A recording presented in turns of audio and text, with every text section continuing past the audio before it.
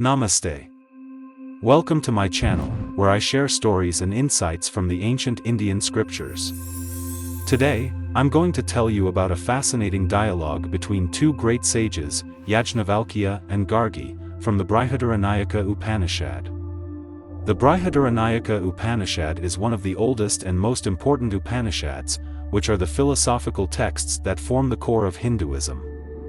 The Upanishads explore the nature of reality, the self, and the supreme Brahman, which is the ultimate cause and essence of everything. The story I'm going to narrate is from the third chapter of the Brihadaranyaka Upanishad, which is called the Yajnavalkya Kanda. This chapter contains a series of debates between Yajnavalkya, a renowned sage and teacher, and various other scholars and seekers, who challenge him on various aspects of Brahman. One of the most remarkable challengers is Gargi, a female sage and the daughter of Vachaknu. Gargi is a rare example of a woman philosopher in ancient India, who is respected and admired for her intelligence and courage. She is not afraid to question Yajnavalkya on his claim of superiority among the scholars. The story takes place at the court of King Janaka, who was a wise and generous ruler, as well as a seeker of spiritual knowledge. He had organized a grand assembly of learned men, where he offered a prize of 1,000 cows, each with a gold coin tied to its horns, to anyone who could prove himself to be the most knowledgeable person in the assembly. Many scholars and sages participated in this contest, and among them was Yajnavalkya, who was a renowned teacher and a master of the Vedas, the sacred scriptures of Hinduism. Yajnavalkya was confident of his knowledge, and he did not hesitate to claim the prize for himself. He asked his disciple to drive away the cows, saying that none of the other participants could challenge him. This bold statement of Yajnavalkya provoked the other sages, who felt offended by his arrogance. They decided to test his knowledge by asking him various questions on different topics. One by one, they approached Yajnavalkya and posed their questions, hoping to defeat him and win the prize. However, Yajnavalkya answered all their questions with ease and clarity, and proved his superiority over them. He displayed his mastery of the Vedas, the rituals, the astronomy, the grammar, the logic, and the metaphysics. He also refuted the views of other schools of thought, such as the materialists, the dualists, and the nihilists. He demonstrated his ability to quote the scriptures, to reason logically, and to explain the meaning of the words. He also showed his wit and humor, by using metaphors, analogies, and puns. He impressed everyone with his intelligence and eloquence, and silenced all his opponents. However, there was one person who was not satisfied with Yajnavalkya's answers. She was Gargi, a female sage, who was also a student of Yajnavalkya. She had a keen mind and a sharp tongue, and she was not afraid to challenge her teacher. She respected Yajnavalkya, but she also wanted to test his knowledge and push him to the limit. She asked him for his permission to ask him 2 questions, which he granted. She then proceeded to ask him the most profound and difficult questions that anyone could ask. She asked him about the origin and nature of the universe, and the ultimate reality behind it. She asked him, Yajnavalkya, what is that by knowing which everything else becomes known? Yajnavalkya replied, Gargi, the knowers of Brahman say that it is by knowing Brahman that everything else becomes known. Brahman is the substratum of everything, the essence of everything, the source of everything. Brahman is the unchanging, the immortal, the invisible, the incomprehensible. Brahman is the self of all, the witness of all, the controller of all. Brahman is beyond words, beyond thoughts, beyond attributes, beyond categories. Brahman is the supreme reality, the absolute truth, the ultimate goal. By knowing Brahman, one knows everything. Gargi was not satisfied with this answer. She asked him, Yajnavalkya, what is Brahman? How can one know Brahman? How can one describe Brahman? Yajnavalkya replied, Gargi, Brahman cannot be defined by any words, nor can it be grasped by any senses, nor can it be conceived by any mind. Brahman can only be known by the self, by the intuition, by the experience. Brahman can only be described by negation, by saying what it is not. Brahman is not this, not that, not anything that can be named or seen or heard or felt. Brahman is beyond all dualities, all distinctions, all limitations. Gargi was still not satisfied with this answer. She asked him, Yajnavalkya, if Brahman is not this, not that, then what is it? What is its nature? What is its form? What is its function? Yajnavalkya replied, Gargi, Brahman is the truth, the reality. Brahman is the knowledge, the consciousness. Brahman is the infinite, the boundless. Brahman is the formless, the attributeless, the functionless. Brahman is the without qualities, the without actions. Brahman is the without shape, the without parts. Brahman is the nirvana, the without desires, the without attachments.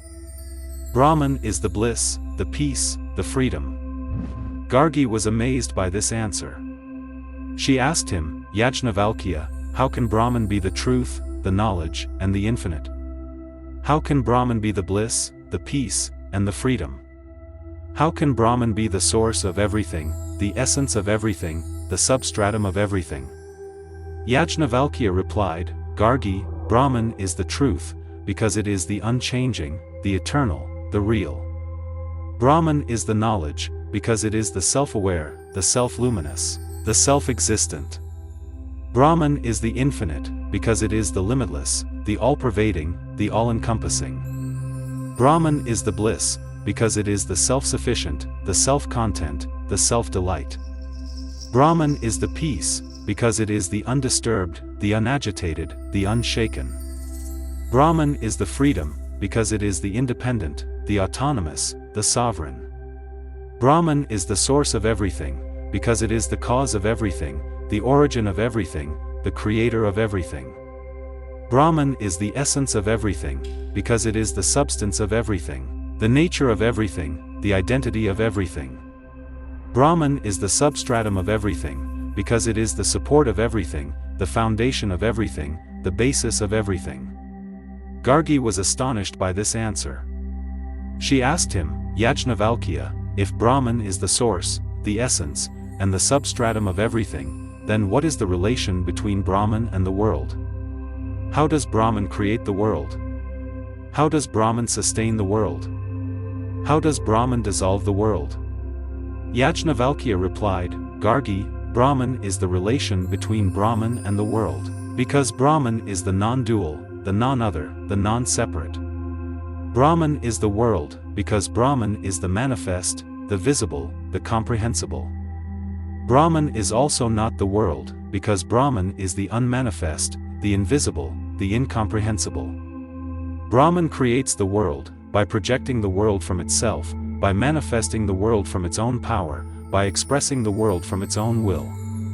Brahman sustains the world, by pervading the world with itself, by infusing the world with its own presence, by enlivening the world with its own consciousness. Brahman dissolves the world, by withdrawing the world into itself, by unmanifesting the world from its own power, by reabsorbing the world into its own will. Gargi was bewildered by this answer. She asked him, Yajnavalkya, if Brahman is the world, and also not the world, then how can one distinguish between Brahman and the world? How can one recognize Brahman in the world? How can one realize Brahman as the world? Yajnavalkya replied, Gargi, one can distinguish between Brahman and the world, by discriminating between the real and the unreal, the permanent and the impermanent, the essential and the incidental.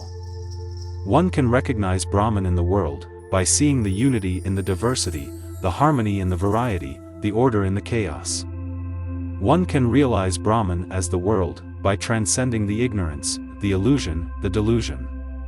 One can realize Brahman as the world, by realizing one's own self as Brahman, by realizing one's own self as the world, by realizing one's own self as all. Gargi was speechless by this answer. She asked him, Yajnavalkya, if one's own self is Brahman, and one's own self is the world, and one's own self is all, then what is the purpose of life? What is the goal of life? What is the meaning of life? Yajnavalkya replied, Gargi, the purpose of life is to know Brahman, to love Brahman, to serve Brahman. The goal of life is to realize Brahman, to become Brahman, to be Brahman. The meaning of life is to express Brahman, to manifest Brahman, to glorify Brahman. Gargi, this is the highest knowledge, the highest wisdom, the highest secret. This is the essence of the Upanishads, the essence of the Vedas, the essence of the Hinduism. Gargi was overwhelmed by this answer. She realized that Yajnavalkya had indeed answered all her questions, and that he had indeed revealed the ultimate truth. She bowed down to him and said, "Yajnavalkya, you are truly the most knowledgeable person in this assembly. You have taught me the supreme reality, the supreme knowledge, the supreme bliss. You have taught me Brahman, you have taught me the self, you have taught me all. I have no more questions to ask you.